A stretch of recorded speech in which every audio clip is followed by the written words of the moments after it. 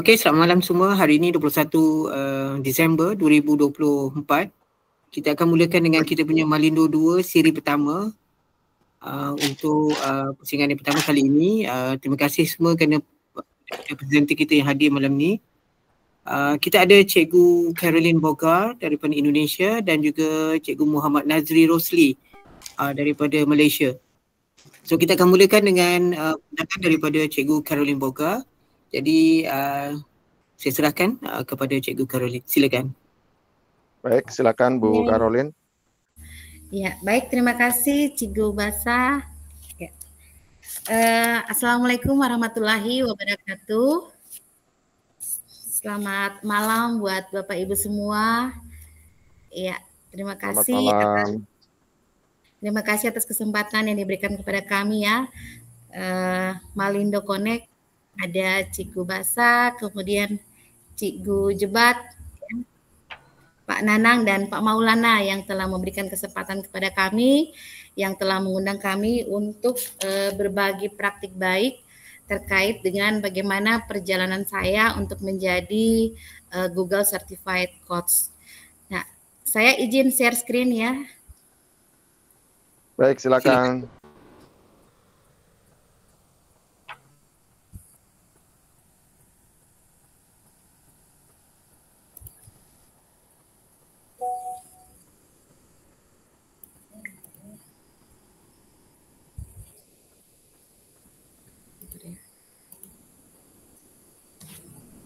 Apakah layar saya sudah tampil? Sudah, ada. Bu. Ada. Oke. Baik, Bapak Ibu, perkenalkan nama saya Caroline Estefin Bogar. Jadi saya sebagai Google Certified Trainer, kemudian juga saya sebagai Google Certified Coach, dan sebagai co-kapten belajar ID Kabupaten Bool, Sulawesi Tengah. Kemudian juga saya sebagai fasilitator guru penggerak. Kemudian kalau di sekolah saya sebagai wakil kepala sekolah bidang kurikulum. Dan saya juga sebagai guru matematika Bapak Ibu di SMP Negeri 1 Biau, Kabupaten Bool, Sulawesi Tengah. Nah, di layar ini sudah tertera nomor handphone saya, kemudian email saya dan juga tempat tinggal saya di Bool, Sulawesi Tengah. Siapa tahu di antara Bapak Ibu yang ada dalam ini mau kontak-kontak dengan saya, disilakan bisa melalui nomor handphone ataupun juga bisa melalui email tentunya. Nah, Bapak Ibu, pada kesempatan kali ini saya diberikan kesempatan untuk berbagi Bapak Ibu ya, bagaimana saya bisa menjadi atau bisa menjadi seorang Google Certified Coach. Nah, tapi sebelum saya membahas lebih jauh tentang perjalanan saya untuk menjadi Google Certified Coach, sebelumnya saya mau membahas dulu apa sih itu Google Certified Coach Program. Nah, Google Certified Coach Program ini sebenarnya adalah program yang bertujuan untuk memperlengkapi pelatih bersertifikat untuk bekerja satu-satu dengan para pendidik untuk mengatasi tantangan dengan menggunakan strategi yang didukung oleh teknologi. Nah, mungkin di antara Bapak Ibu yang berada di dalam room ini mungkin bertanya, apa sih perbedaan dari Google Certified Coach dan Google Certified Trainer? Nah, mungkin ini sekilas mirip, tapi ada yang membedakan. Jadi kalau Google Certified Coach itu sebenarnya lebih fokus pada pengembangan keterampilan coaching individu. Nah, kemudian kalau Google Certified Trainer itu lebih fokus pada pengembangan keterampilan pelatihan kelompok. Nah, jadi mungkin di situ letak perbedaannya. Kalau coach itu dia bekerjanya satu-satu dengan pendidik, kemudian kalau dia trainer itu bekerja untuk menghadapi pelatihan secara berkelompok. Nah, kemudian apa sih yang mendasari saya untuk mengikuti atau terlibat dalam Google Certified Coach Program ini? Nah, hal yang mendasari saya untuk ikut atau berpartisipasi dalam kegiatan ini adalah yang pertama itu dengan ditetapkannya sekolah saya, SMP Negeri 1 Biau, menjadi kandidat sekolah rujukan Google. Nah, kalau kandidat sekolah rujukan Google ini apa? Itu adalah sebuah program undangan khusus untuk lembaga pendidikan negeri yang ada di Indonesia yang tertarik untuk menghadirkan kegiatan pembelajaran inovatif yang berbasis dengan alat-alat Google. Nah, jadi kalau di Indonesia kami punya Google punya program seperti ini untuk kandidat sekolah rujukan Google yang sasarannya adalah sekolah-sekolah negeri. Saya kurang tahu apakah di Malaysia juga punya program yang seperti ini. Yang jelas untuk di Indonesia ada, dan kebetulan puji syukur sekolah kami SMP Negeri 1 Biau yang terletak di ujung Sulawesi Tengah, Bapak Ibu, itu berhasil ditetapkan menjadi kandidat sekolah rujukan Google yang pertama, Bapak Ibu, di Indonesia. Nah, hal inilah yang mendorong Google for Education ya Indonesia itu untuk membuat suatu program di mana sekolah kami masuk dalam pilotingnya. Jadi sekolah kami masuk dalam piloting dalam kegiatan Google Certified Coach program ini. Nah, itulah yang mendasari mengapa saya terlibat atau masuk dalam program ini. Berawal dari sekolah saya yang menjadi kandidat sekolah rujukan Google yang pertama di Indonesia, dan saya mendapatkan kepercayaan untuk ikut dalam program ini. Nah, kemudian mengapa saya menjadi Google Certified Coach, atau apa motivasi saya sehingga saya ingin menjadi Google Certified Coach? Tentu ada motivasi, Bapak Ibu ya, motivasi kenapa saya bisa ikut ini. Yang pertama tentu alasan profesional. Nah, seperti kita tahu Bapak Ibu bahwa sertifikasi atau sertifikat yang dikeluarkan oleh Google ini memiliki reputasi global dan ini diakui secara luas. Nah, hal inilah yang mendorong saya untuk ikut dalam kegiatan ini. Kemudian juga selain itu pengembangan keterampilan, saya mengikuti kegiatan ini agar supaya saya bisa mengembangkan keterampilan coaching saya. Ya, jadi keterampilan coaching saya, kemudian bagaimana saya bisa mengembangkan komunikasi saya dan juga terkait dengan manajemen ya. Itu Bapak Ibu. Kemudian yang berikut tentu motivasi saya dengan mengikuti kegiatan Google Certified Coach program ini bisa menambah jaringan profesional saya. Nah, saya bisa mungkin bergabung dengan komunitas-komunitas Google Certified Coach yang ada di dunia bahkan. Kemudian juga selain itu motivasi pribadi, ya, yang pertama itu saya mengikuti ini untuk pengembangan diri saya. Ya, jadi saya ingin meningkatkan kemampuan diri saya, kemudian meningkatkan kepercayaan diri saya juga tentunya Bapak Ibu. Jadi kemudian yang kedua motivasi saya secara pribadi untuk ikut kegiatan ini adalah membantu orang lain. Nah, jadi selain saya mengembangkan diri saya sendiri, saya juga ingin bagaimana saya mengikuti kegiatan ini bisa berdampak bagi orang lain, bisa membantu orang lain untuk agar supaya mereka juga bisa mencapai tujuan dan juga bisa mengatasi tantangan-tantangan yang mereka temukan. Nah, kemudian selain itu juga motivasi saya secara pribadi itu adalah menambah pengalaman baru. Ya, jadi saya ingin ikut kegiatan ini saya bisa memperoleh proses belajar yang baru dan juga proses belajar yang lebih menantang tentunya. Nah, itu Bapak Ibu motivasi saya untuk mengikuti kegiatan ini. Nah, kemudian bagaimana proses saya menuju Google Certified Coach? Nah, apa yang saya lakukan untuk saya bisa menjadi Google Certified Coach? Nah, Bapak Ibu, pada saat saya mengikuti program ini itu berlangsung proses coaching ya Bapak Ibu. Proses coaching itu kurang lebih 17 minggu yang saya lalui. Jadi kurang lebih 4 bulan lebih sedikit. Jadi di sini saya bersama coach saya ya, dalam hal ini Coach Nanang yang selama ini menuntun saya, kemudian mendampingi saya dalam kegiatan ini, coaching program ini.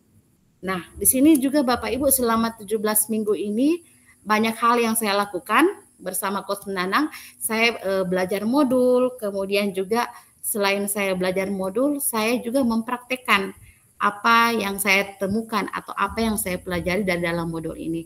Dan ini selama 17 minggu ini saya selalu didampingi oleh Coach Nanang. Saya bersyukur Bapak Ibu ya mendapatkan coach yang hebat yang mendampingi saya selama kegiatan ini. Nah, Bapak Ibu, tentu Bapak Ibu bertanya, apa sih atau kurikulum apa yang saya lewati selama saya mengikuti Google Certified Coach Program ini. Nah, ada beberapa hal yang harus Bapak Ibu penuhi ketika Bapak Ibu nanti ingin bergabung atau ingin mengikuti program ini. Yang pertama, Bapak Ibu harus menyelesaikan modul yang ada.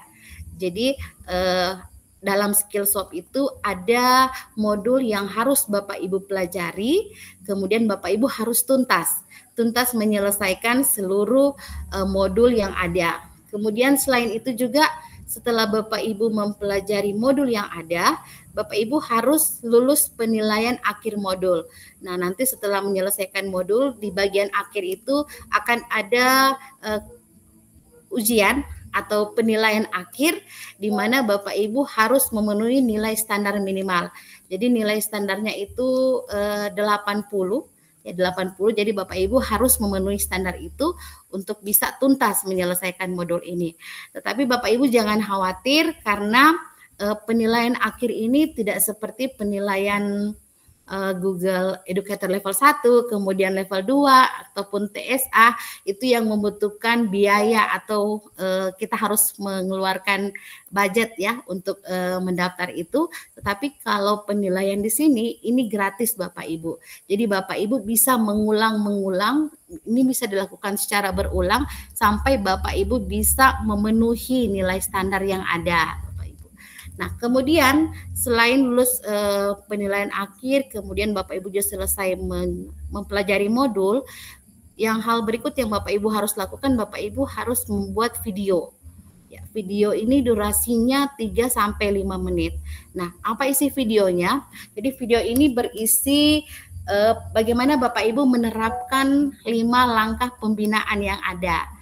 Ya, jadi ada 5 langkah pembinaan yang harus Bapak Ibu lewati selama dalam proses coaching ini, dan itu Bapak Ibu akan rangkum menjadi satu video yang berdurasi 3-5 menit.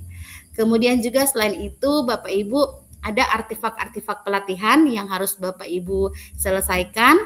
Kemudian ada juga surat referensi dari administrator. Kalau dalam hal ini saya surat referensi dari kepala sekolah saya. Kemudian juga syarat yang berikutnya Bapak Ibu sudah harus lulus sertifikasi Google level 1 dan level 2. Ya, jadi syarat untuk mengikuti course ini Bapak Ibu sudah harus lulus L1 dan L2. Nah, terkait dengan modul Bapak Ibu, jadi kita belajarnya lewat Skillsoft yang ada. Jadi ada modul di situ, ada 7 modul yang Bapak Ibu harus selesaikan, di mana setiap modul itu ada sub-subnya, ada sub-sub modulnya. Nah, pengalaman saya bersama Coach Nanang Bapak Ibu, setiap minggu saya belajar 1 sub modul. Jadi ada 7 modul, tapi setiap minggu itu saya belajarnya 1 sub modul.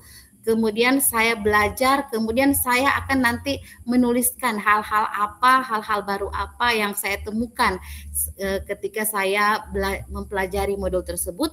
Kemudian nanti pada sesi meet up bersama coach saya, Coach Nanang, itu nanti kami akan membahas kira-kira apa yang sudah saya dapatkan, kemudian kira-kira bagaimana penerapannya di sekolah. Bagaimana konteksnya, apakah ada perbedaan antara teori dan konteks di lapangannya seperti apa. Nah, itu semua yang kami bicarakan pada sesi meet up.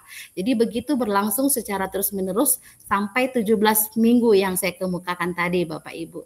Ya, jadi belajarnya lewat Skillsoft ini, dan juga untuk ujiannya itu juga ada di Skillsoft. Jadi kita tidak keluar dari Skillsoft yang ada, untuk ujiannya itu juga ada di dalam Skillsoft tersebut.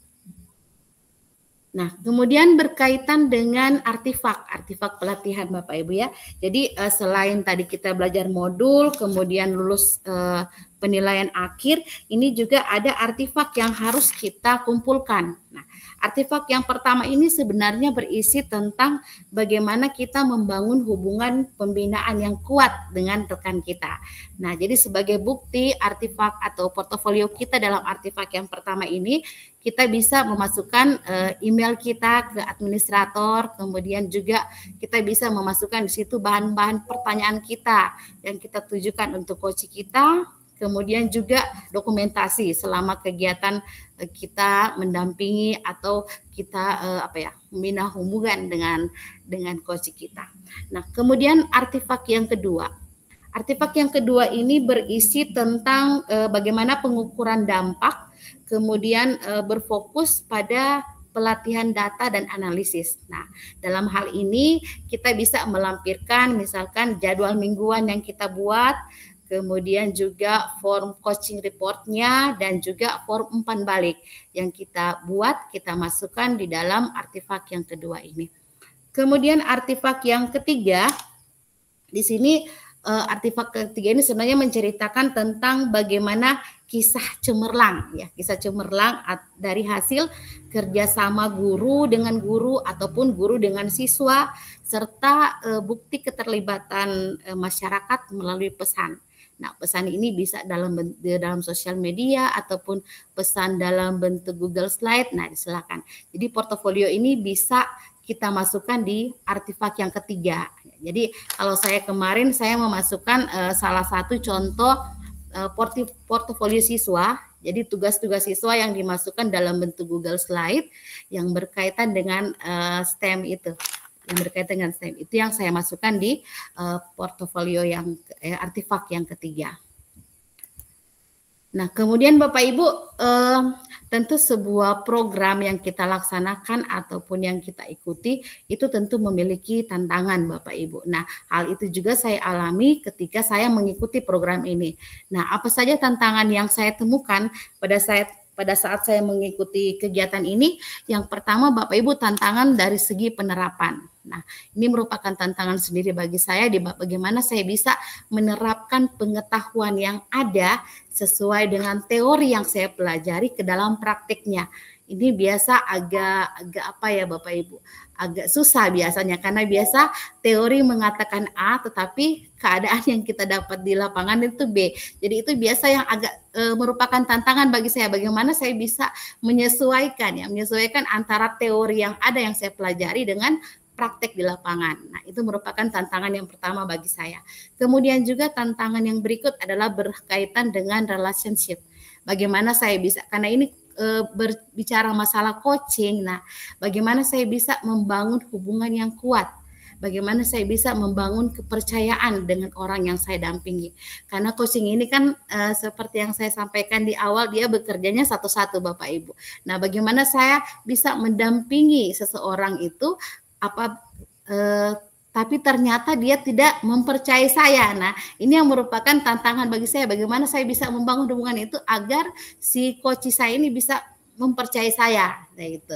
Kemudian yang berikut tantangan saya yaitu motivasi. Nah, ini motivasi, menjaga motivasi diri dan orang yang dampingi. Ini juga merupakan tantangan Bapak Ibu.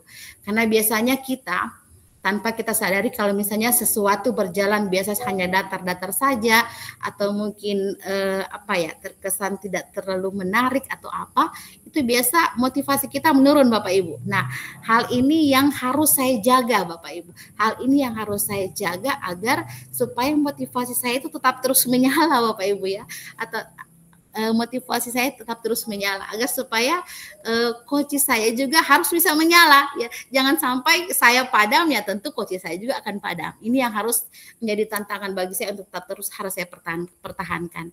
Nah, kemudian juga yang menjadi tantangan dari saya adalah terkait bahasa Bapak Ibu. Nah, ini kesulitan memahami bahasa yang berbeda dengan kita.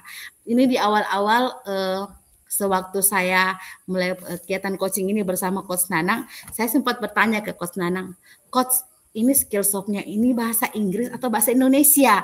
Nah, Coach Nanang mengatakan ini bahasa Inggris loh Ibu Carol, tapi ya silakan kalau misalnya mau gunakan Google Translate ya silakan.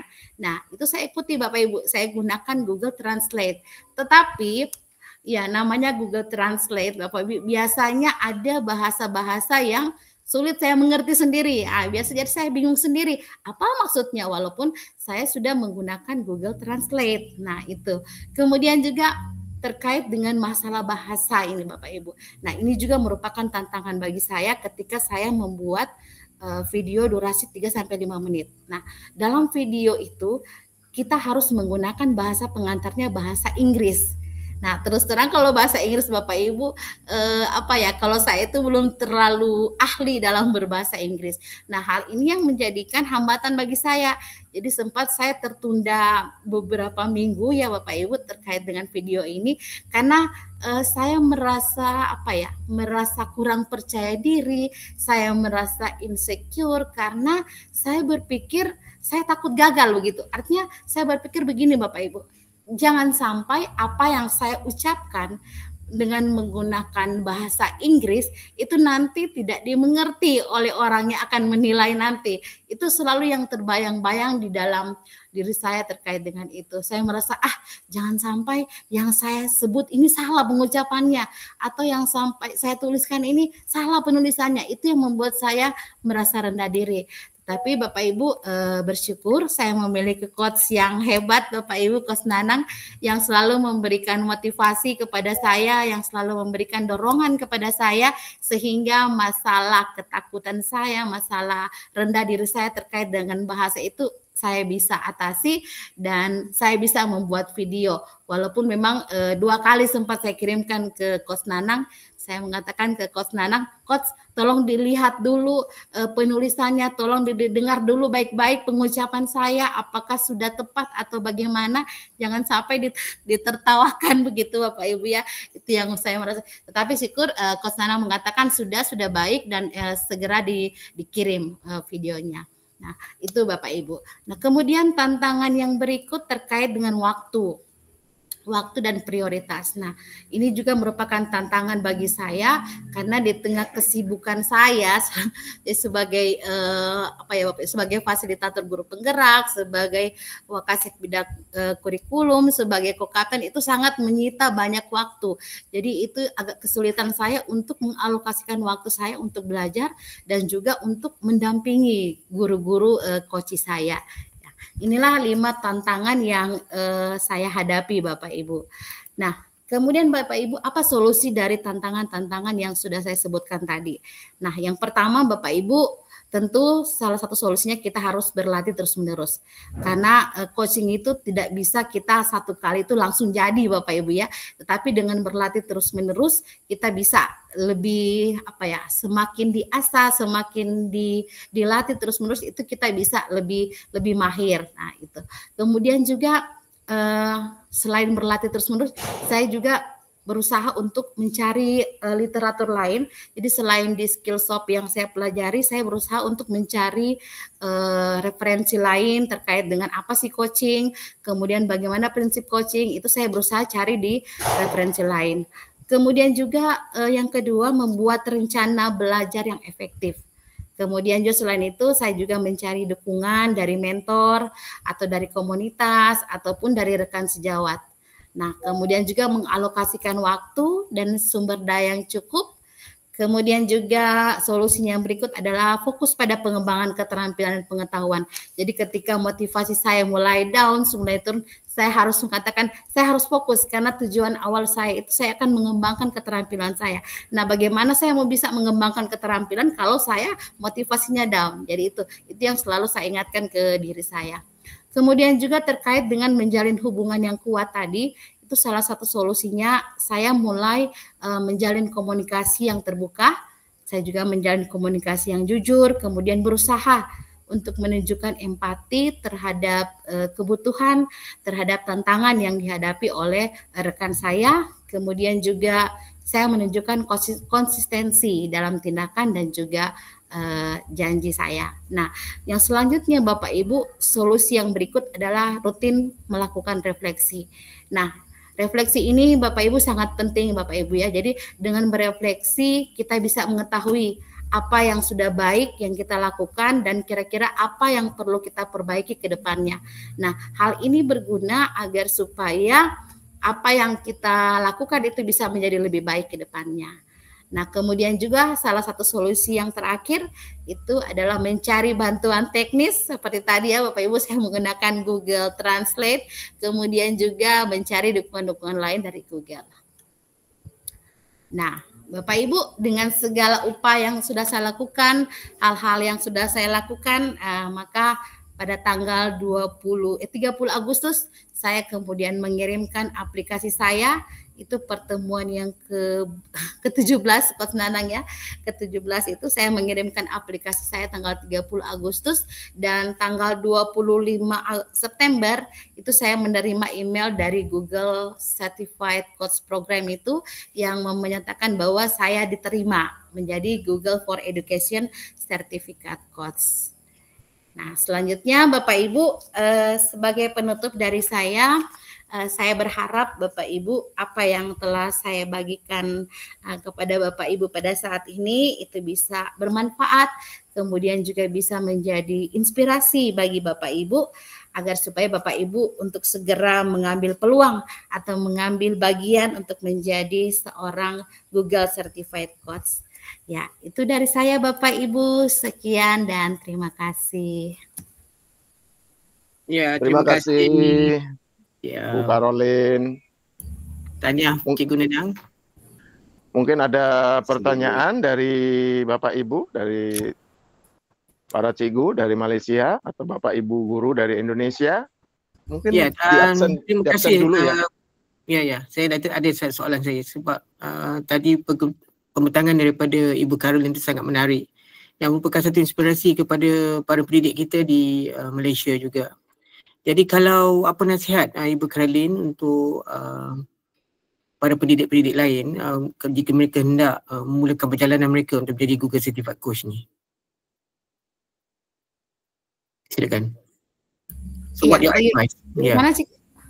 So bagaimana dengan nasihat yang nak diberikan kepada pendidik-pendidik di Malaysia jika mereka nak memulakan perjalanan mereka sebagai Google Certified Coach ni? Oke, baik, terima kasih Cikgu Basah.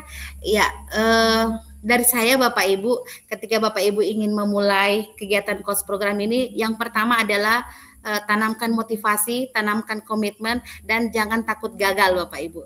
Jangan takut gagal, jangan merasa rendah diri seperti saya di awal, jangan merasa insecure, karena ketika kita berusaha, ketika kita berbuat, kita pasti akan bisa meraih apa yang kita cita-citakan. Demikian Cikgu. Berapa jam tempoh yang diperlukan untuk mendapat sertifikasi dalam Google Certified Coach ni? Iya, kalau saya itu tergantung dari pribadinya ya, Cikgu. Kalau saya itu sampai 17 minggu.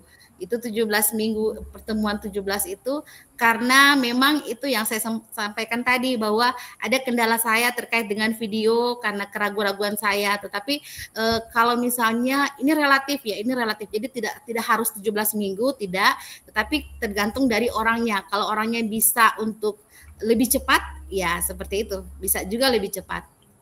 Tergantung juga dari coach yang mendampingi, seperti itu. Betul. Jadi pada intinya ini memang kan antara coach dan yang di coaching itu memang ada semacam kayak waktu ya. Jadi pada prinsipnya one on one. Jadi waktu itu bisa lebih cepat, bisa juga lebih lambat. Jadi kompromi antara coach dengan coachingnya seperti itu. Okey, kita buka soalan pada pendidik lain. Silakan Pak Nanang. Cikgu Jebat. Okey dah. baru nak minum dah tanya soalan. Silakan Cikgu. Paling penting kali memang tidak ada kos yang diberikan lah kan, ataupun tidak ada bayaran untuk coach ini daripada Google, betul? Itu je saya nak ulang. Ya, betul sekali Cikgu. Cepat. Okey. Baik. Saya ada soalan untuk Cikgu Nanang. Kalau macam pembandingan daripada Google Certified Innovator dan Google Certified Coach ni, so yang mana lebih suka Cikgu Nanang ketika kamu menguruskan coaching ni? Kalau saya sendiri, saya lebih suka coaching ya, karena memang lebih fleksibel dan itu lebih private ya, jadi one on one. Jadi semua hambatan mungkin tantangan itu kita bisa mencari secara bersama-sama, dan ini tentu tidak bisa dilakukan kalau kita melakukan trainer ya, Google Trainer sama inovator, karena ini juga menyangkut banyak orang. Jadi istilahnya mau tidak mau kita harus mengikuti mekanisme atau sistem yang sudah ada, harus kita ikutin. Tapi kalau coach ini kita bisa customize, jadi sesuai dengan antara coaching dan si yang di coaching gitu. Seperti itu sih Dr. Basya. Okey, untuk soalan untuk Ibu Caroline, ketika kamu submit untuk application for Google Certified Coach ni, adakah anda kena perlu buat video? Dia tu submit the video. Iya, ada videonya yang kita submit juga. Jadi semuanya itu kita buatkan dalam satu folder di Drive. Nanti tinggal link Drive-nya itu yang kita masukkan di formnya. Iya, seperti itu. So berapa minit video tu perlu dibuat? Videonya itu durasinya 3 sampai 5 menit. So apa dia punya perkongsian di dalam video berkenaan? Iya, di dalam video itu kita buat memberikan gambaran terkait 5 langkah pembinaan yang kita lakukan. Ya, jadi bagaimana kita mulai mengidentifikasi, kemudian bagaimana kita mulai menginvestigasi, kemudian memilih strategi. Nah, itu semua kita jelaskan di dalam slide-slide dari video tersebut. Seperti itu. Bagaimana implementasinya dan bagaimana hasilnya atau refleksinya seperti apa.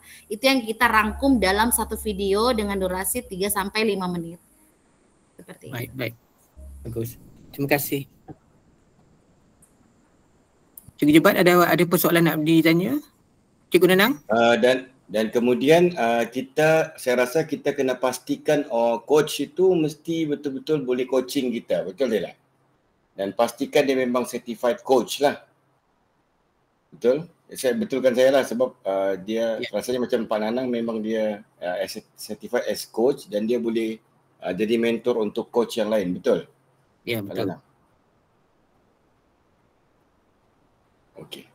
Okey, kalau gitu Cikgu Jebat, kita teruskan dengan presenter kita yang kedua. Terima kasih Ibu Caroline. Baik. Terima kasih. Kita teruskan dengan Cikgu Muhammad Nazri, Cikgu Muhammad Nazri daripada Sabah. Jadi kita persilakan Cikgu Muhammad Nazri. Silakan. Terima kasih Dr. Basya, yang dihormati rakan-rakan guru sekalian, rakan-rakan GEG daripada Malaysia dan juga Indonesia. Saya share screen ya.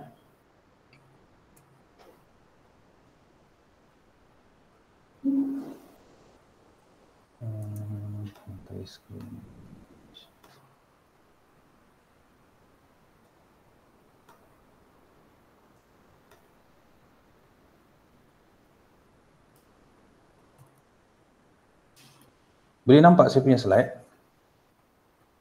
Oh, boleh. Ada. Okey. Bismillahirrahmanirrahim. Assalamualaikum warahmatullahi taala wabarakatuh. Salam sejahtera semua. Okey, pada malam ini saya akan berkongsi tentang artificial intelligence ataupun AI dalam pendidikan digital. Okey, AI ini ataupun dikenali sebagai kecerdasan buatan merupakan satu yang boleh kita katakan sistem ciptaan manusia yang cuba untuk meniru kecerdasan manusia. Dalam era perindustrian 4.0, AI ini adalah salah satu dari banyak perkara yang harus diberi tumpuan. Bahkan dalam negara-negara maju, mereka sudah memberikan tumpuan yang cukup tinggi untuk menaik taraf AI sistem ini. AI ini boleh dikatakan satu fenomena di mana kabarnya di masa hadapan nanti banyak pekerjaan yang bakal diguna pakai dan digantikan dengan AI. Perkembangannya terlalu laju sehingga kan kalau kita tengok sekarang ini banyak aplikasi yang dibangunkan dan masing-masing bertanding antara satu sama lain. Dan kalau kita lihat di media sosial sekarang ini, AI ini sudah mencapai tahap mampu meniru suara, merubah wajah, bahkan mampu menghasilkan lagu dan lirik pun boleh dihasilkan oleh AI ini. Okay, dalam era pembangunan ini mungkin kita akan nampak beberapa impak ataupun kesan negatif yang agak membimbangkan. Namun begitu, dari sudut positifnya, terdapat banyak kelebihan yang harus kita ambil perhatian dan harus kita kejar. Since kemajuan AI ini terlalu laju, kita sebagai pendidik harus peka, harus cakna dan harus berubah ke arah pendidikan digital dan blend in dengan kemajuan AI. Okay. Beberapa hari lepas, Tuan TS Jebat ada PM dan minta saya call dia. Dia minta saya buat satu perkongsian berkaitan dengan AI dalam pendidikan. Saya tidak fikir pun apa lagi yang nak saya kongsikan. Tapi tajuk ni kalau kita tengok agak menarik. Kemudiannya ada salah satu Cikgu Aisyah ada share pada saya bina program ini. Saya lihat perkongsian dari Puan Caroline Boga tadi, ya, rakan GEG Indonesia kita yang baru saja buat sharing pasal macam mana mau jadi seorang coach trainer. Okay. Dan perkongsian beliau ni agak sangat menarik lah. Jadi saya pun terpanggil, okay, untuk menceritakan dan berkongsi juga my journey as a teacher dalam dunia pendidikan digital. Okay, syukur Alhamdulillah barisan pentadbir dan rakan-rakan guru senior di SMK Beluran Sabah. Beluran Sabah ni dia berdekatan dengan Sandakan, ya, rakan-rakan GG dari Indonesia. Dia orang ni sangat menyokong kaedah pendidikan ke arah pendidikan digital. Target utama kita sebenarnya kita mahu pelajar itu menyesuaikan diri dengan pendidikan digital ni. Tapi persoalannya, adakah guru-guru kita bersedia? Sudah tahu dan mahir dalam penggunaan bahan-bahan digital? Okey, umum mengetahui bahawa menggunakan alat bantu mengajar seperti mikrofon ataupun LCD ini sudah dikira sebagai pembelajaran digital. Tetapi konteks ataupun isi dalam pengajaran dan pembelajaran itu juga harus menuju ke arah digital. Jadinya saya ingin kecilkan skop perkongsian saya pada malam ini kepada guru sebagai pembimbing dan juga guru sebagai mentor. Okey, beberapa bulan lepas Pejabat Pendidikan Daerah Beluran ada menganjurkan satu pertandingan inovasi peringkat negeri bertempat di SK Pekan Beluran. Banyak karya hasil kreativiti dan inovasi pelajar yang dipertandingkan dalam pertandingan tersebut. Saya juga merupakan salah satu guru yang membawa pelajar ke dalam pertandingan itu, dan di sini merupakan pengalaman terbesar yang saya dapat dalam pendidikan digital ini. Dalam jangka masa untuk menyiapkan program tersebut, guru ini adalah seorang pembimbing. Okay? Dalam projek kumpulan kami, pelajar membuat satu projek menggunakan mikro pengawal iaitu Arduino. Limitasi pelajar pada masa itu adalah kali pertama mereka tahu dan kenal tentang Arduino, dan itu merupakan cabaran yang paling besar. How can they learn it dalam masa yang singkat? Maka saya sebagai guru pembimbing memperkenalkan mereka dengan Gemini AI. Dalam Gemini AI ini kita boleh harapkan untuk buat satu program pengaturcaraan untuk menggerakkan robot. Yes, this AI can provide us a good complete of coding system lah.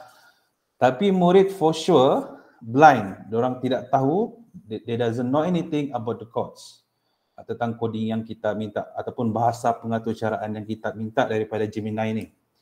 So disinilah peranan kita. Kita perlu terangkan dan fahamkan pelajar each of the codes.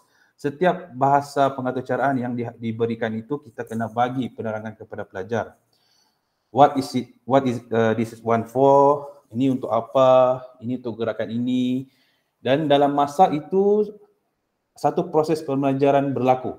Okay, anak-anak murid kita sudah mula membuka satu ruang dalam fikiran dorang. And then dorang akan rasa, wow, this is fun. Okay, dalam masa they go with the process untuk menyiapkan projek ini. Okay, kalau kita tengok dalam slide ini adalah salah satu kaedah yang belajar gunakan untuk menggunakan Gemini AI ini. Kalau kita tengok di sini, give me a code using Arduino Uno. The input is ultrasonic sensor and the output is DC motor. The working process is when the sensor detect object, the lid will open. Okay, dalam masa mereka go with the process untuk menyiapkan projek ini, saya dapat lihat murid, okay, diorang lebih bersemangat mencuba dan belajar perkara baru. Okay, selepas itu mereka pun upload the codes yang diorang sudah explore tu ke dalam mikro pengawal tadi.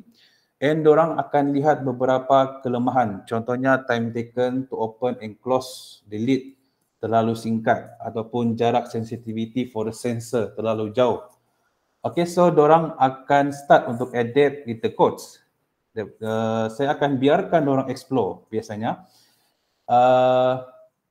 Which of the codes, saya akan biarkan diorang explore, yang diorang akan tengok di mana satu coding itu yang akan represent time.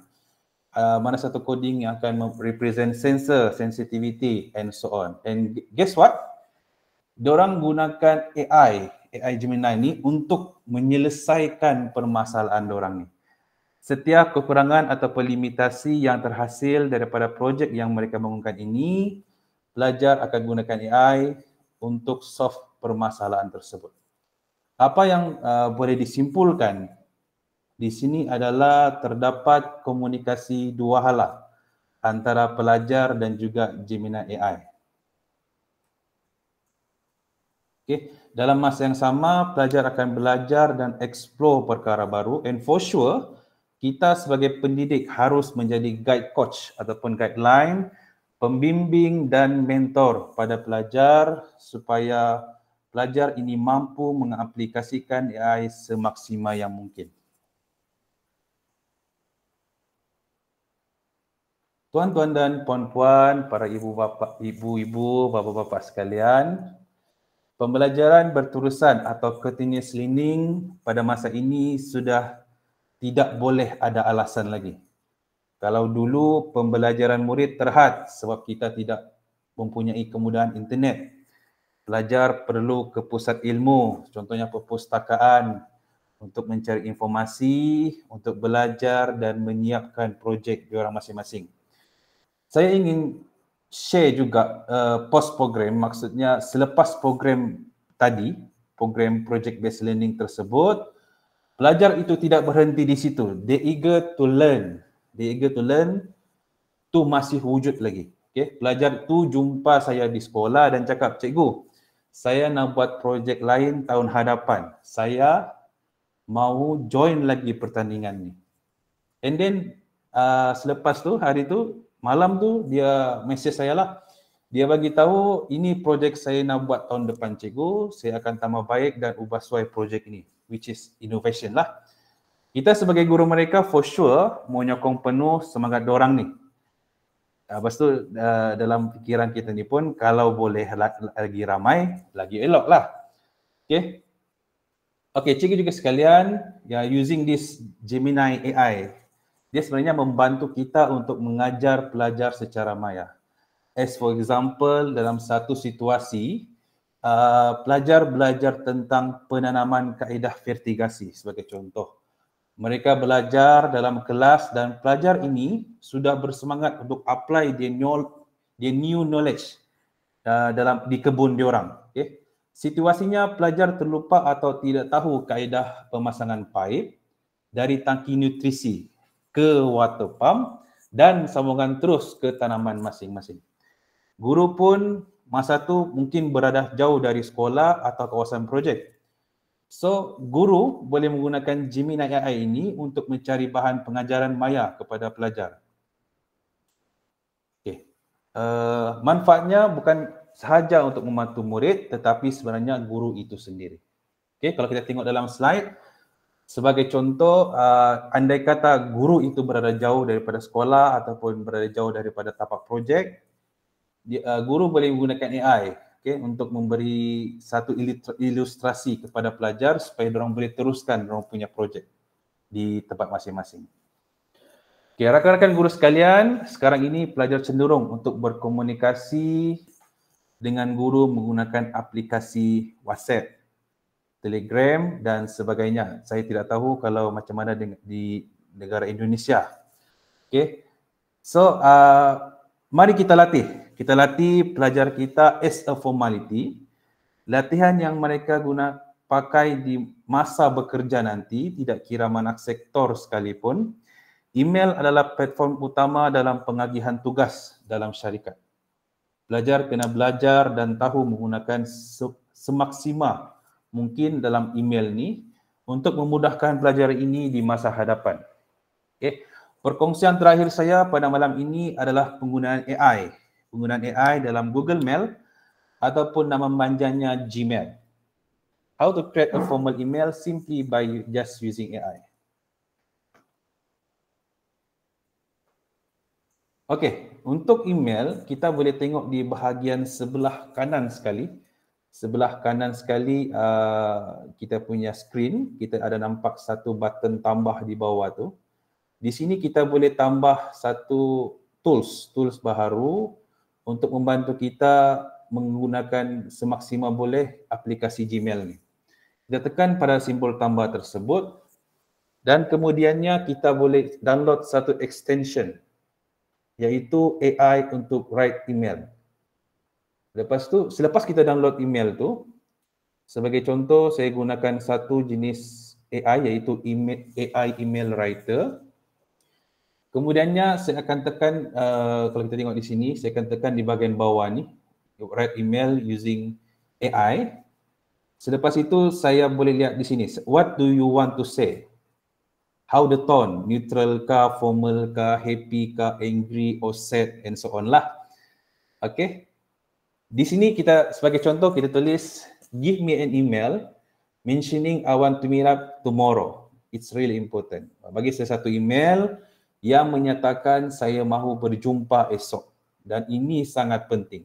And I want the tone to be formal. Saya mahu tone itu untuk jadi formal. Dan and then kita generate lah draft email.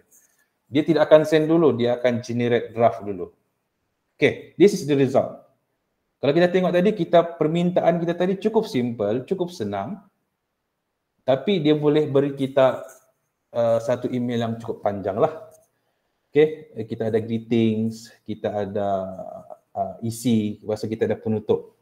Okay, yang lepas kita sudah dapat ni, kita boleh padamlah assist by reply AI, kita boleh buang. Okay, so kita just tinggal ubah tempat, contohnya insert available time range. Kita boleh ubah kesesuaian dan keperluan kita lah. Okay, dan yang terakhir, how to make your mail, macam mana cara untuk kita buat email kita ni as a formal event creator. Sebagai contoh, kita tadi sudah buat satu email untuk membuat temu janji. Dan macam mana kita mau set up temu janji kita tu sebagai formal event creator ataupun satu perjumpaan yang formal. Okay. So di bahagian bawah email kita ni, kita ada jumpa 3 titik di bawah dan kita boleh tekan set up a time to meet. Di bahagian tempat kita compose for new message. Okay. Tekan 3 titik itu, selepas itu kita pilih pada bahagian set up a time to meet. Okay, lepas tu kita boleh tekan offer times that you are free ataupun kita sebagai contoh di sini kita akan create an event. So di sini selepas itu kita boleh tarikh. Boleh pilih tarikh bila kita available. Okay, contoh pada 17 September 2024 pada pukul 1 petang sehingga 2 petang. Kemudiannya kita boleh pilih kita menjumpa secara maya melalui Google Meet, kita menjumpa in person, kita mau buat melalui phone call ataupun kita akan beritahu kemudian. So, for example, kita mau pilih kita menjumpa person tu face to face lah in a person meeting. Okey, lepas tu kita boleh letak. Selepas kita pilih in-person meeting, kita boleh tetapkan lokasi. As for example, kita pilih Zeus Coffee yang berada di KL lah, Taman Bendahara Kuala Lumpur. Lepas tu kita tekan add to email bahagian bawah ni. Kita tekan add to email. Selepas tu, lepas kita sudah buat tu, kita send email tu. Google Calendar, kita akan berkolaborasi dengan Google Calendar. Dia akan letak kita punya masa dan juga tempat appointment kita tu pada Google Mail kita. So, kalau tengok di sini, kita tetapkan ini adalah 60-minute event di mana kita akan berjumpa dalam masa sejam lah. Dan biasanya Google Calendar ini akan bagi kita notifikasi awal. Dia akan cakap you have an appointment on 1 PM bertempat di Zeus Coffee, Taman Bendahara, Kuala Selangor. Okay, that's all from me untuk bahagian perkongsian pendidikan digital. Terima kasih.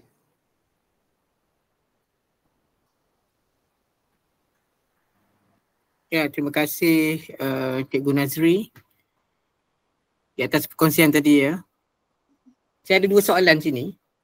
Cikgu Nazri, tadi saya lihat daripada pembentangan Cikgu Nazri menggunakan Gemini AI dalam membantu student memahami pengaturaan komputer, coding. Jadi dia punya soalan saya ada 2 soalan. Nombor 1 kan, jika kita tidak menidakkan daripada kemajuan teknologi AI pada hari ini, tapi kalau sebagai student tu, kalau mereka terlalu kebergantungan terhadap artificial intelligence ini, bagaimana pula dengan corak kreativiti dan juga inovasi mereka di masa depan jika mereka terlalu bergantung kepada teknologi AI? Itu satu. Okey. Nombor 2, apabila mereka ambil exam mereka dalam bentuk konvensional, bertulis.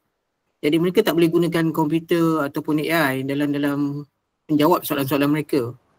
So bagaimana dengan corak pengajaran AI itu membantu di dalam mereka untuk mengambil exam secara konvensional di masa depan? Silakan. Okey, terima kasih Dr. Basha. Okey, untuk soalan yang pertama, kebergantungan pelajar pada AI, dia akan menyebabkan limitasi pada kreativiti dan juga corak pembelajaran. Itu adalah salah satu daripada impak negatif lah yang kita boleh lihat. Tetapi dari segi impak positifnya bagi pandangan saya, contohnya macam pengaturcaraan tu sebenarnya tidak termasuk dalam silibus pembelajaran dorang di peringkat sekolah menengah. Jadinya kita memberi pendedahan awal dan dalam masa yang sama guru sebagai pembimbing dan mentor itu seharusnya membantu dan membimbing pelajar-pelajar itu supaya diorang ini tidak terlalu bergantung, tetapi jadikan AI ini sebagai salah satu medium untuk belajar. So, bila kita sebut guru as a mentor dan juga guru ni sebagai pembimbing, memang kita punya peranan ini adalah sangat tinggi lah. So, kalau boleh kita limitkan penggunaan AI ini, kita bagi diorang pendedahan awal dahulu, kemudian diorang akan belajar tentang contoh pengaturcaraan tadi. Selepas itu, they have to learn how to create it sendirilah. Itu yang pertama. Yang kedua, untuk peperiksaan. Peperiksaan, kalau kita tahu kaedah kita masih menggunakan kaedah konvensional, so sepatutnya AI ini hanya digunakan sebagai bahan rujukan. Bahan rujukan sebelum peperiksaan. Dia tidak boleh dimasukkan ke dalam peperiksaan sebab dia akan mempengaruhi. Contohnya macam matematik. Andai kata pelajar itu tidak tahu cara menggunakan cara menjawab soalan, kalau dia boleh menggunakan AI, so for what? Dia datang ke sekolah kan? So AI ini kalau boleh guru-guru pastikan pelajar gunakan sebagai rujukan. Rujukan sebab limitasi rujukan lah. So diorang gunakan AI ini sebagai rujukan, bukan sebagai rujukan utama tetapi membantu diorang dalam pembelajaran. So sepatutnya kesimpulannya dalam peperiksaan konvensional kita yang sekarang ini, kita kalau boleh, bagi pandangan saya lah, kalau boleh jangan bagi kebergantungan terlalu penuh kepada AI lah. Itu saya. Silakan Cikgu Jebat. Wah. Saya kalau sudah apa yang dikongsi oleh Cikgu Nazri tu sangat menarik. Jadi sebenarnya kita ada satu tugas lain, iaitu memastikan supaya anak-anak ni dia tidak kebergantungan tu adalah salah satu tugas lain tu. So kita kena jadi reminder sebenarnya sebagai manusia biasa. Saya percaya kita sendiri pun akan merasakan AI itu memudahkan. Jadi apabila dia sudah menjadi satu kebiasaan, dia akan menjadi satu sikap. Bila dia menjadi satu sikap, dia memang susah nak diubah. Jadi sebenarnya tanggungjawab guru tu dia jadi semakin jadi sangat kena bagi tahu selalu kepada, terutamanya kepada diri sendiri dan juga murid-murid tu sebenarnya lah. Sebab dia akan bergantung tu, kebergantungan tu akan tetap juga akan berlaku, Cikgu Nazri. Jadi saya harap mudah-mudahan kita akan ada satu sebab kita tidak nampak pattern sekarang. Saya percaya 5 tahun akan datang kita akan nampak pattern generasi kita ni dengan AI ni. Apa yang akan bakal berlaku, di situ yang kita akan tahu betapa dia membantu ataupun sebaliknya. Tapi saya percayalah Cikgu Nazri memang ada pro dan kontra. Kalau kita tidak berani, pasti kita pun tidak akan dapat jawapannya. Jadi macam mana impak sebelum dengan sekarang, SMK terutamanya untuk SMK Beluran lah, di bawah Cikgu Nazri, sebelum ini dengan selepas yang Cikgu Nazri nampak sendiri. Selepas sekarang sudah mula masuk era AI inilah, dia punya kesan kepada murid-murid Cikgu Nazri sendiri. Selepas ikut beberapa pertandingan lah. Mungkin itu yang saya mau tanya lah. Okey, impaknya adalah yang pertama sekali sebelum tu sebenarnya pelajar ni takut kan, dia takut untuk mencuba benda yang baru. Sebab utamanya diorang cakap, cikgu saya tak pandai, cikgu saya tidak pandai, saya tidak tahu dan saya tidak kenal apa itu benda-benda tu. Jadinya untuk saya memudahkan diorang ataupun saya mahu diorang ni tidak takut, saya memperkenalkan diorang cara menggunakan AI. Tapi AI ini bukannya 100%, diorang tidak akan tahu. Contoh diorang akan minta coding tadi kan, diorang akan minta coding atau pengaturcaraan tadi. Diorang tidak tahu pun apa tu isi dalam coding tu. So saya sebagai guru, pembimbing, saya akan ceritakan satu persatu. Okey, rangkap ini, bahagian ini adalah untuk bahagian sensor contohnya. Yang di bawah ini adalah untuk bahagian pengurusan masa sensor ataupun output punya sistem lah. Selepas itu, diorang akan rasa satu perasaan mencuba benda baru. Bila diorang mencuba benda baru, diorang akan cuba untuk okay, sistem ni kita sudah tahu. Kita cuba buat sistem lain menggunakan bahan-bahan yang lain. Okay, dalam masa yang sama di situ diorang sebenarnya ada satu pembelajaran aktif yang berlaku di mana diorang tends to try new things kan. Jadi lepas itu diorang belajar cara untuk present pula. And for sure cara untuk present ini tidak ada diberitahu dalam AI lah. Diorang belajar cara untuk present ini hasil daripada kefahaman diorang setelah diorang mencuba untuk mencari rujukan dalam AI dan juga bimbingan daripada guru-guru. Diorang ini semakin berani untuk present even kepada kawan-kawan sendiri, orang luar, guru-guru. Mula-mula tu gugup, lepas tu lama-lama tu diorang sudah lancar. Bila diorang sudah lancar tu, diorang sudah mula ada rasa keyakinan diri. Diorang akan mau cakap, cikgu, saya mau lagi, saya boleh buat.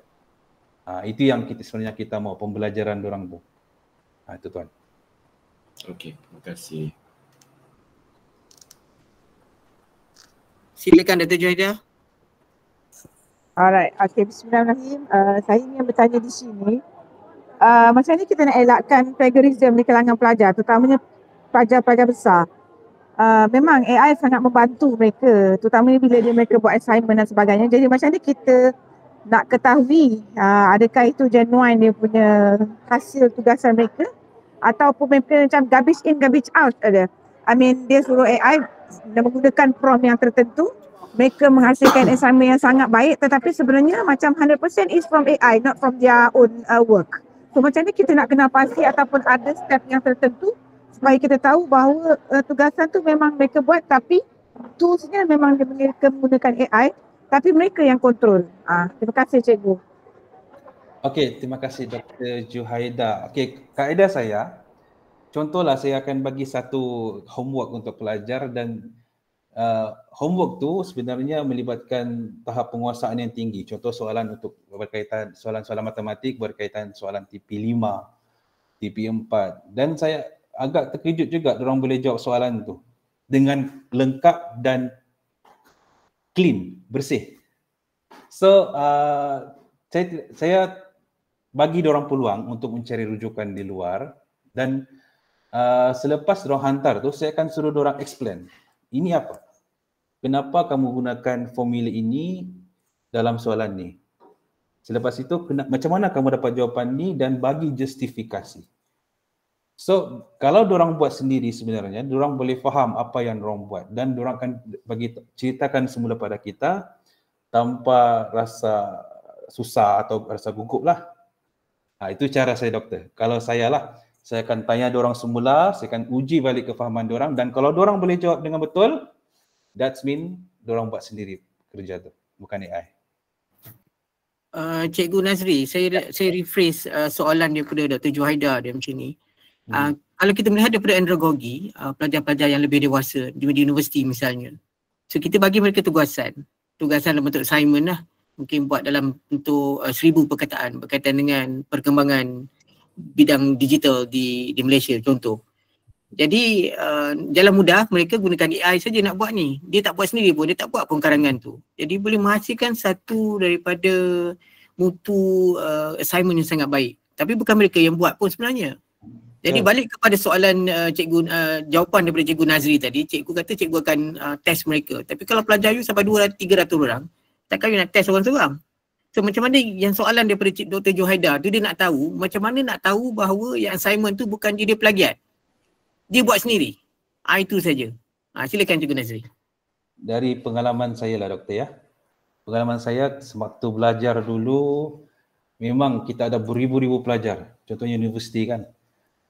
Seorang satu kena buat hantar FYP, orang punya kerja kursus. So salah satu cara untuk supaya kita tahu sama ada ini plagiat ataupun tidak dengan menggunakan aplikasi sedia adalah aplikasi sedia ada yang wujud di internet sekarang ni, macam contoh satu aplikasi yang boleh detect berapa percentage plagiarism dia tu kan, kesamaan dia dengan tesis-tesis sebelumnya. Jadi kalau menggunakan AI ini sebenarnya AI ini dia tidak boleh mengubah ayat pun.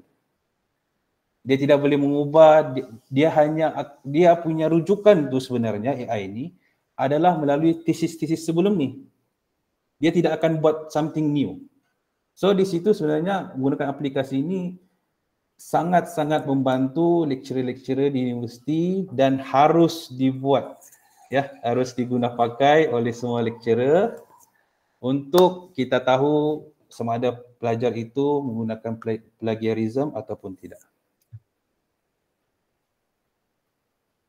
Saya tambah sikit lah, mungkin juga apa yang mungkin juga sebab dia ada virus, dia mesti ada antivirus. So rakan-rakan pencarah yang memang tahu, dia mesti kena tahu mana-mana AI yang akan boleh detect di something lah. Jangan tahu AI itu hanya untuk ChatGPT saja, tak boleh. Dia mesti ada satu course dalam pencarah tu, dia mesti ada satu group yang akan grooming apa aplikasi yang akan boleh detect yang something. Sebab saya percaya macam di sekolah rendah pun begitu juga kan, macam Cikgu Nazri cakap, bila kita bagi dia satu TP6, tiba-tiba dia punya exam pun budak pun tak boleh bercakap, kita boleh test juga benda tu kan. Kita akan test secara itu sekolah rendah, mungkin sekolah menengah dan sekolah yang ini dia akan di peringkat atas. Saya percaya pencara dia kena move sikit lah kan, bercampur dengan orang-orang yang mungkin lebih hebat dia punya kemahiran itu. Cari satu tim yang memang akan tahu tentang software yang berkaitan, sebab seluruh dunia ni dia akan ada virus and antivirus lah. Ada hitam, mesti ada putih.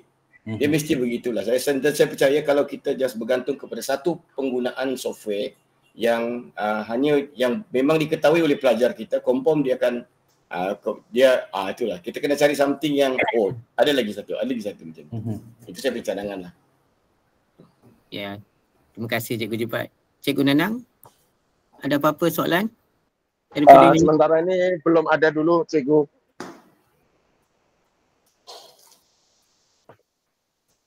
So, bagaimana dengan pendidik lain? Ada soalan yang nak ditanyakan? Silakan. Sebelum kita mengakhiri Malindo kita malam ni. Boleh tak saya nak share? Silakan. Okey, saya buat mengajar juga untuk pelajar universiti. Okey, cuma di sana kita ada cara-cara sebenarnya bila kita menggunakan AI. Dan kita ada layout dia dan kita ada step-step yang mereka perlu patuhi. Kerana AI ni sebenarnya bila AI create contoh assignment, memang dia tidak akan sama. Antara contohlah murid pelajar A dengan pelajar B, dia akan buat prompt yang sama tetapi AI akan menghasilkan different answers. That's for sure. Cuma kita sebagai tenaga pengajar, kita akan pastikan mereka mengikut apa yang kita nak. Contoh, dia kata, okay, you can use the AI but you make sure that the reference should be valid, is valid and wasit. Okay, kerana mereka akan menggunakan keywords yang kita akan beritahu macam ni. So di situ kita dah kontrol siap-siap.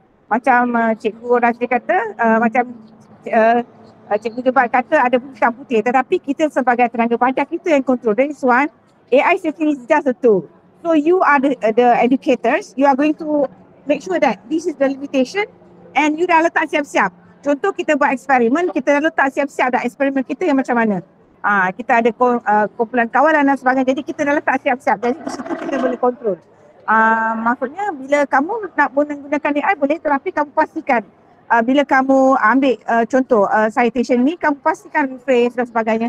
So di situ kita letak step-step.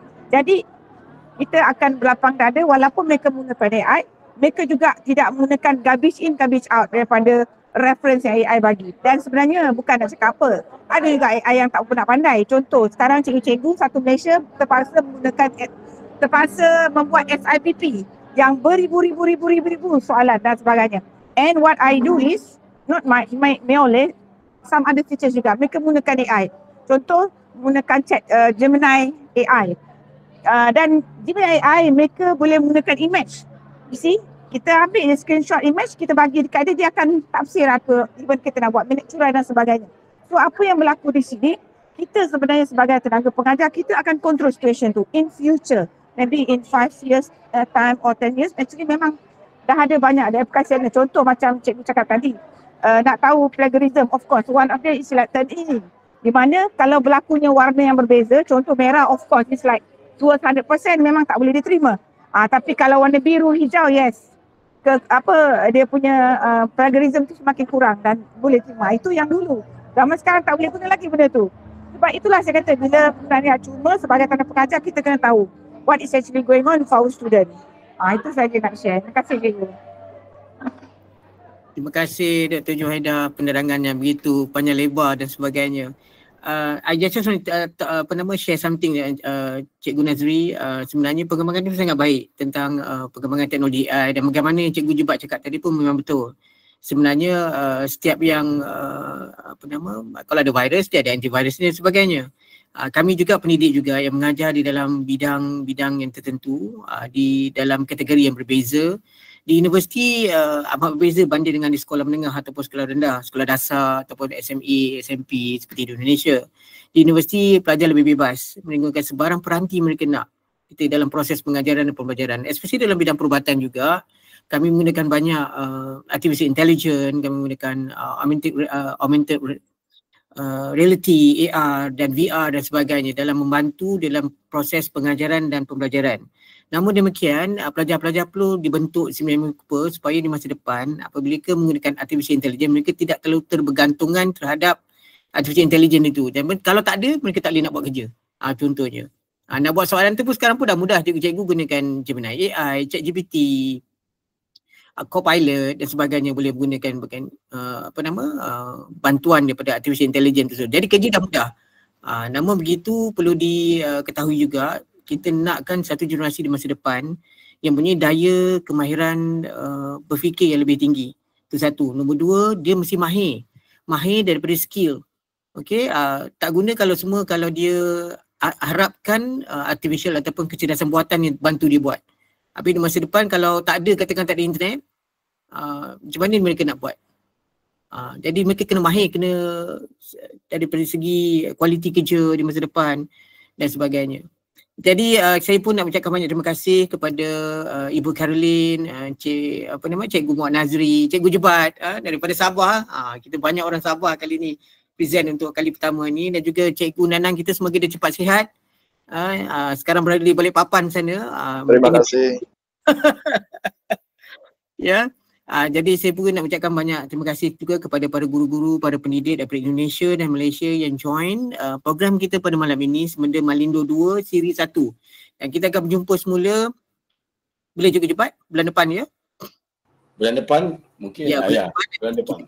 Kita akan dapatkan tarikh yang tentu, dan siapa yang lagi yang belum mengisikan borang kehadiran, sila isi untuk dapatkan sijil antarabangsa anda.